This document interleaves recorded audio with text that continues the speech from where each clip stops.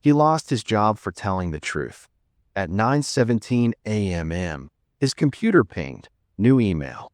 One line in bold. Your position has been terminated. No meeting. No warning. Just that. He sat there for a second, staring at the screen. The office noise kept going. Phones, typing, someone laughing near the coffee machine. It all sounded normal, too normal. And under it, his heart was punching through the silence. 2 weeks ago, his manager said, "We just need to smooth the numbers, okay?" It's not lying, it's alignment. Alignment. The word stuck like a splinter. He didn't align. And now he was out. He clicked the email closed. The monitor reflected his face, pale, flat, almost calm. He reached for the box under his desk, the one everyone pretends not to notice when someone gets laid off. He started packing. The mug went first. Data never lies. He smirked at that. The sound of ceramic hitting cardboard was louder than it should have been. Papers, pen, charger, done. Nobody said a word. One guy near the printer glanced up, then backed down fast. Another typed louder, like noise could erase the moment. The air felt heavy, like it didn't want to move. He caught his reflection in the glass wall, a man boxed in by silence. For a second, he almost laughed.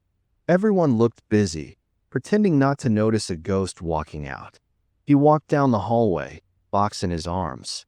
His shoes squeaked once. That small sound felt like it filled the whole floor. At the end, glass doors reflected him in a way he didn't recognize. He looked like a man who just realized something important, but not how much it would cost.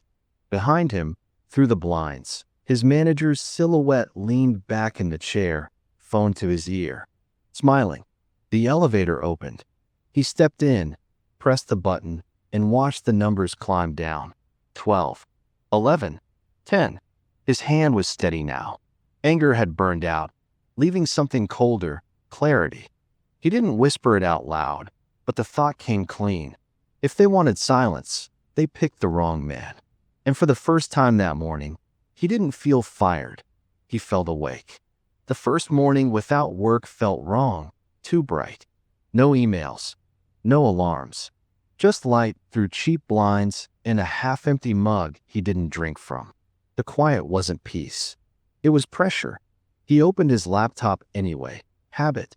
No office login, no company VPN. Just his own desktop staring back at him. Old spreadsheets, saved out of routine. He clicked one open.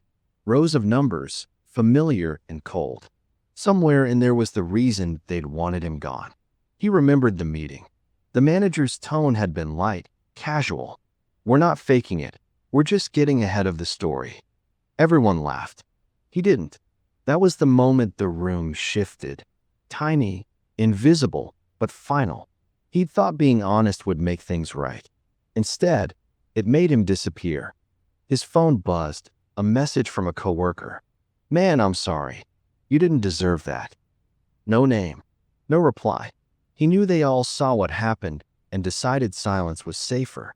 He opened another file, then another. The same missing amounts, the same signatures. Every adjustment lined up like a breadcrumb trail. Something steady started building under the surface. Not anger, not revenge. Focus. The kind that pushes fear aside and doesn't give it back. By noon, his desk was covered with printouts. Figures circled, notes scribbled in pen. He wasn't sure what he was looking for yet, but he could feel it. A pattern, a story they didn't want told. He looked at the window. Outside, the city was loud and alive. People rushing somewhere, voices blending into traffic.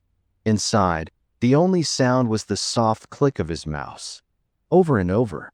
He saved a new folder on the desktop. Proof. No caps, no spaces, just that. Then he leaned back, exhaled, and realized his hands were shaking. The quiet was gone now. Something else had moved in. Purpose. And once that arrives, it doesn't leave. By the third week, the shock had worn off. What was left felt sharper, like focus with an edge.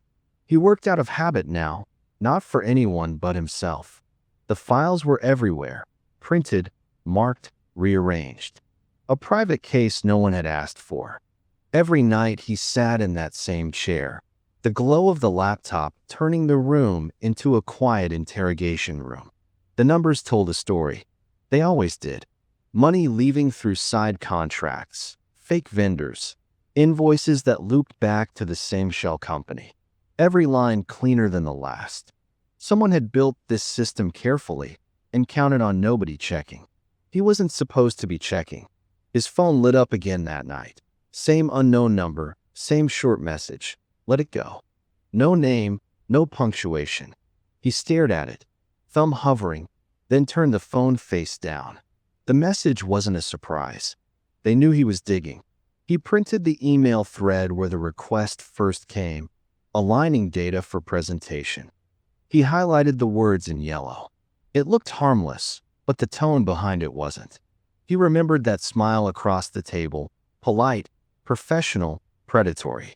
He took a slow breath, opened the browser, found the official page that asked for proof. Too many words, too many warnings. Anonymous, protected, confidential, promises that didn't sound real. He hesitated. What if they found out? What if he became the story? The thought stayed for a moment, then faded. The line had already been crossed. He started compressing everything, screenshots, files, reports. The laptop hummed steady, mechanical, insistent, like a heartbeat refusing to stop. A sound came from the hallway, a door closing. He froze, listened. Nothing, just pipes, or maybe imagination. Still, he locked the door. When he looked back, the progress bar was almost full. Truth. Zip. He hadn't typed it on purpose. Maybe his hands knew before his head did. He didn't hit send. Not yet. Just stared at that blue bar until it felt alive. For the first time, the silence wasn't calm, it was watching him. The night he finally sent it didn't feel special. No thunder, no drama. Just 1:42 a.m., a tired man staring at a blinking cursor. The air in the apartment was thick, the kind that smells like old coffee and nerves. He'd read the files a dozen times, maybe more. Checked every line, every attachment. Every number tied to a lie. And every lie tied to someone who still had a job. The cursor blinked again. The page waited, simple, cold, ready. He rubbed his palms together, wiped them on his jeans. The air felt heavy. He read the last line once, breathed out slow, and clicked send before courage could change its mind. The screen froze for half a second. Then, submission received. That was it. No sound, no flash, just stillness.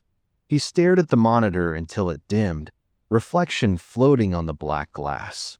For a while, he didn't move.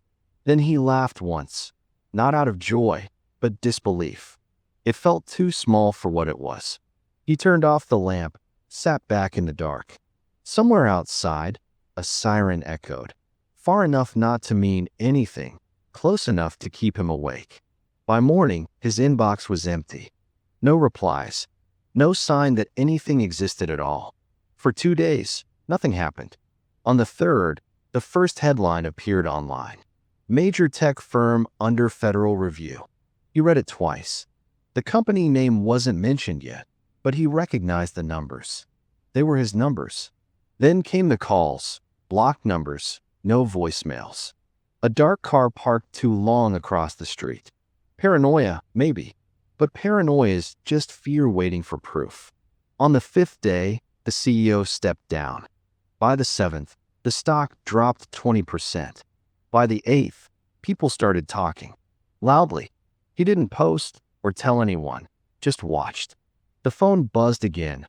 Unknown caller. He let it ring until the sound died. When the silence returned, he looked at his reflection in the screen. Calm, tired, unafraid. And for the first time since losing everything, he smiled. Not out of victory, but because the truth had finally made a sound. He didn't expect the call to sound that calm. Mr. Hale, this is the SEC. We'd like to thank you for your cooperation. That was all. No ceremony, No closure, just a quiet acknowledgement that someone, somewhere, had listened. The news broke the next day. The company under investigation, senior management resigning, shareholders demanding answers.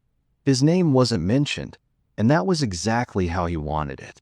He sat at his kitchen table, laptop open, reading headlines he'd waited months to see. Each one felt lighter than the last. The air in the room didn't feel heavy anymore. For the first time since it all began, he wasn't checking over his shoulder. He didn't jump at every phone vibration. The silence that used to feel like punishment now sounded like relief. A new message appeared in his inbox, subject line, Consultant Offer, Ethics and Compliance. He read it twice, then once more. The irony wasn't lost on him. He took the job, not for revenge, not even for redemption, just to make sure the next guy wouldn't have to choose between truth and a paycheck. His first day back in a boardroom felt strange, like walking through an old photograph. The same glass walls, the same smell of polished floors. Only the weight had shifted.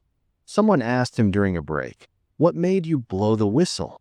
He smiled a little. "Guess I just got tired of lying politely." That night, the office emptied early. He stayed behind, typing one last note into his report. Integrity isn't policy. It's choice. He turned off the monitor, sat for a second, and listened. The hum of machines, distant traffic, the kind of quiet that tells you something finally ended.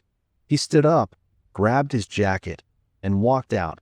No hesitation, no second glance. Just clean air and a steady heartbeat. The truth had cost him everything, and gave him back himself. Sometimes justice doesn't make noise. It just shows up and stays.